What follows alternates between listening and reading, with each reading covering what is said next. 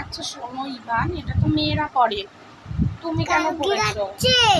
তুমি কেন পড়েছো? এগুলো তো মেয়েরা পড়ে। হ্যাঁ, তুমি বুঝতে পারছো না? তুমি এটা মাথায় কেন হেয়ার ব্যান্ড পড়েছো? এগুলো তো মেয়েরা করে। মাম্মিকে একটা হানু দিয়ে দাও। দাও একটা হানু দাও মাম্মিকে, দাও।